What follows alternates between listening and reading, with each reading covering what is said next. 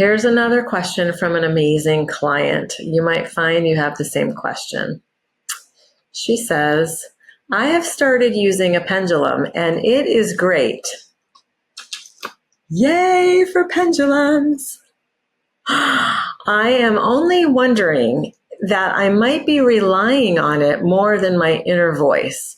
Do I need to be mindful of using a pendulum? This is a wonderful question, and one that I actually haven't been asked before. And what I would say is, if your work with your pendulum is going well, keep going. The wondering of, am I using it too much? Am I over reliant on it? Am I squeezing out my inner voice of wisdom?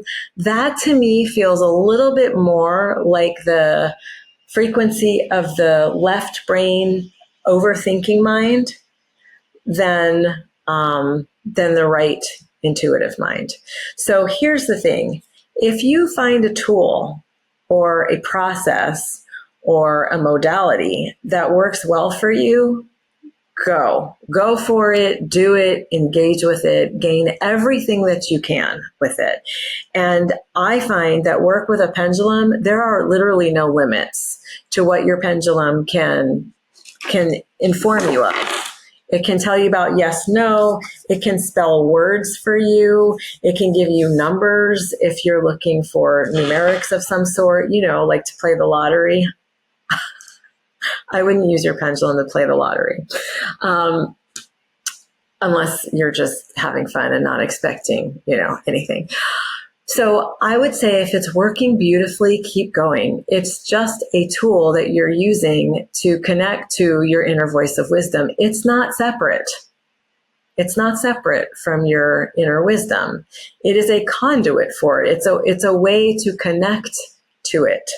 So yeah, that's how I would answer that one. If it's going well, keep going. Don't worry about anything in specific amounts or over reliance of one thing over another. Keep everything open and keep nurturing all the different ways that you would like to experience channeling and different moments that you can be reached and paying attention to your spirit team and your higher self.